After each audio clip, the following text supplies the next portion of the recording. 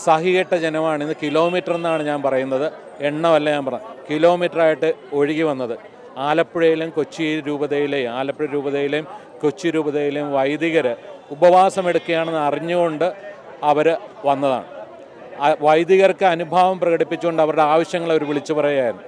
ഇവിടെ കൊച്ചി ബ്ലോക്കായി, സിറ്റി വരെ എങ്ങനെ ആയെന്ന് എനിക്കറിയില്ല, സിറ്റിയും ബ്ലോക്കായെന്നാണ് അറിയുന്നത്. ഞങ്ങൾ ആരും ആഹ്വാനം ചെയ്തിട്ടല്ല, ദുരിതം പേർന്ന ജനം ഇളകി മറിഞ്ഞ് കടൽ പോലെ തന്നെ നഗരത്തിലേക്ക് വന്നതാണ്. ഇത് ഞാൻ സൂചിപ്പിച്ചതുപോലെ അവസാനത്തിൻ്റെ തുടക്കമാണ് അവരുടെ ദുരന്തത്തിൻ്റെ. ഞങ്ങൾ ആരെയും അട്ടിമറിക്കാനും ആരെയും വിമർശിക്കാനും ആരെയും എതിർക്കാനും അവരെയൊന്നും അവരുടെ സ്ഥാനങ്ങളിൽ നിന്ന് മാറ്റാനുമല്ല വന്നിരിക്കുന്നത്. അവർ തുടരുക, പക്ഷേ കണ്ണോട് കാര്യങ്ങൾ കണ്ടുകൊണ്ട് തുടരുക. ആ ഒരു ആവശ്യം, ഞങ്ങൾക്ക് ജീവിക്കണം, ഞങ്ങളുടെ ജീവനും സ്വത്തിനും ജീവനോ ഉപാധികൾക്കും ഞങ്ങളുടെ പാർപ്പിടങ്ങൾക്കും സംരക്ഷണം വേണം. ഇത് മനുഷ്യാവകാശമാണ്, ഇത് ആരുടെ ഔദാര്യമല്ല.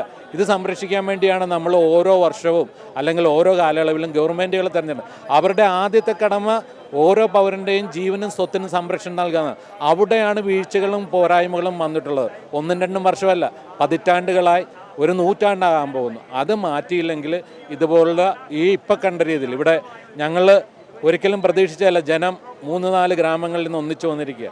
ഇതിനപ്പുറം ജനം സഹിച്ചു കഴിഞ്ഞാൽ ഉണ്ടാകുമെന്ന് രാഷ്ട്രീയ നേതൃത്വവും ഭരിക്കുന്നവരൊക്കെ തിരിച്ചറിയണം.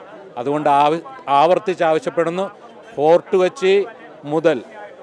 കൊച്ചി മുതൽ തെക്കേ ചെല്ലാൻ, അതായത് അന്ധകാരനഴി വരെ ബിസ്ട്രോ സാഹിബ് വിഭാവന ചെയ്തതുപോലെ ഞങ്ങൾക്ക് ജീവിക്കാൻ ആവശ്യമായ ടെട്രോപോഡിൻ്റെ കടൽഭിത്തി നിർമ്മിക്കുകയും പുലിമുട്ടുകൾ നിർമ്മിച്ചുകൊണ്ട് ഈ നിറഞ്ഞ് മെത്തി എക്കലടിഞ്ഞ് കിടക്കുന്ന വേമ്പനാട്ട് കായലിലെ എക്കലും അഴിമുഖത്തിന് ആഴം കൂട്ടിയായി എടുക്കാൻ ട്രെഡ്ജ് ചെയ്യുന്ന മണ്ണും ആ ചെല്ലാനത്തിൻ്റെ തീരങ്ങളിൽ നിക്ഷേപിച്ച് സമഗ്രമായൊരു തീരസമ്പുഷ്ടി നടത്തിക്കൊണ്ട് ഇവിടുത്തെ മനുഷ്യർക്കും പരിസ്ഥിതിക്കും വീണ്ടെടുപ്പ് നൽകണമെന്ന് ഞങ്ങൾ വിനയപൂർവ്വം എല്ലാവരോടും ആവശ്യപ്പെടുകയാണ്.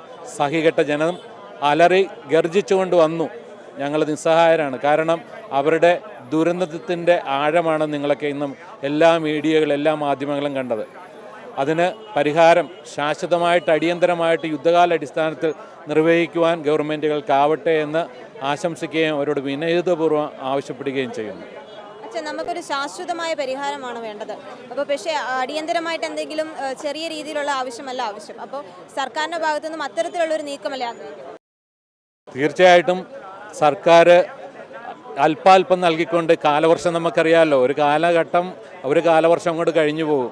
പക്ഷേ അതല്ല പ്രശ്നം, ശാശ്വത പരിഹാരം. അപ്പോൾ ഇവിടെ എന്തെങ്കിലും കണ്ണിൽ പൊടിയിട്ടുകൊണ്ട് ജീവിക്കാൻ വേണ്ടി മനുഷ്യർ ഇറങ്ങണമല്ലോ. അതുകൊണ്ട് കാലവർഷം കഴിയുമ്പോൾ സ്വാഭാവികമായിട്ടും ഞങ്ങളുടെ ജനത്തിന് പണിക്ക് പോകണം, അവരുടെ ജോലിക്ക് പോകണം, അതിനുവേണ്ടി അവർ പോകും.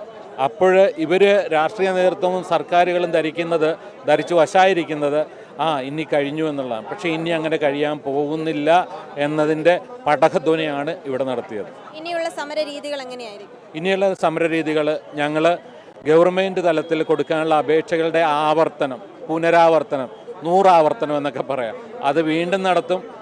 നിയമപരമായിട്ട് ഞങ്ങൾ ഹൈക്കോടതിയിൽ കേസുകൾ ഫയൽ ചെയ്യുന്നുണ്ട്. കോടതി അനുഭാവപൂർവ്വമാണ് കാര്യങ്ങൾ കാണുന്നുള്ളത്, ഒരാശ്വാസമാണ്. അത് വേഗത്തിലുണ്ടാവണമെന്നുള്ളതാണ് ഞങ്ങൾ ആഗ്രഹിക്കുന്നത്, ആവശ്യപ്പെടുന്നത്. അങ്ങനെ ഒരു ശാശ്വത പരിഹാരം പെട്ടെന്നുണ്ടാകാനുള്ള എല്ലാ പരിപാടികളും ആസൂത്രണം ചെയ്യും. തീരജനത ഇനി അടങ്ങിയിരിക്കില്ല.